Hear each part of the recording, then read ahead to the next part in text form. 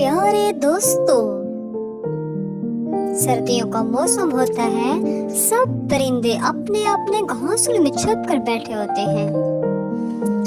जब सर्दियां शुरू होने लगी थी तो सब परिंदों ने अपने अपने मजबूत घर बना लिए थे, लेकिन कालू कौवा और रानो कवि ने कोई इंतजाम नहीं किया था। कालू कौवा बहुत सुस्त होता है।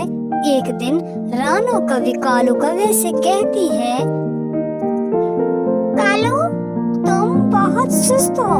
अब सर्दियां शुरू हुई हैं, तो सर्दी से बचने के लिए कोई घर नहीं बनाया और ना ही हमने कोई खुराक जमा की है। सब परिंदों ने अपने घर खाने से भर लिए हैं और अब आराम से सर्दियां गुजारेंगे। कालू कौवा कहता है, रानो, क्यों ना आज रात हम सबका खाना चुरा लें?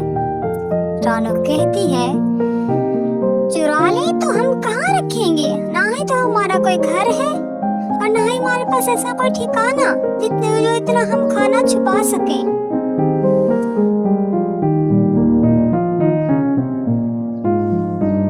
कालू कौवा कहता है, रानो, हम जंगल में कोई गांव ढूंढ लेते हैं, उसमें जमा करेंगे, फिर वो खाना चुराते हैं और अपने घोंसले पे आ जाते हैं वो खाना लेकर।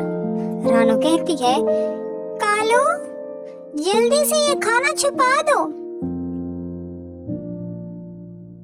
ये ना हो परिंदों को पता चल जाए और वो सब हमें पकड़ ले। और फिर वो सारा खाना छुपा देते हैं। वो सारा खाना जंगल की पुरानी गार में ले जाते हैं। कालू कौवा कहता है, रानो, यहाँ तो बहुत अंधेरा है, आग जलाते हैं। फिर वो आग जलाते हैं तो कुछ रोशनी होती है।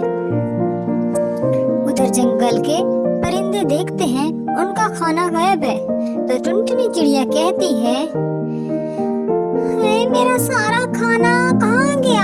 मैंने इतनी मुश्किल से सब जमा किया था। इतने में तोता आता है और वो भी यही बात करता है, टुनटुनी, मेरा सारा खाना गायब है। टुनटुनी कहती है, मेरा भी सारा गायब है। कौन चोर है जो हमारा सारा खाना ले गया है?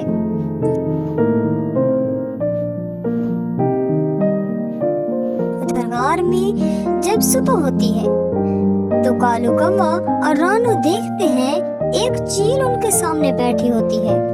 कालू कौवा कहता है, चील जी, आप यहाँ क्या कर रही हैं? आप यहाँ से चली जाएं, इस गार में अब से हम रहते हैं। चील कहती है, अरे बेवकूफ हो,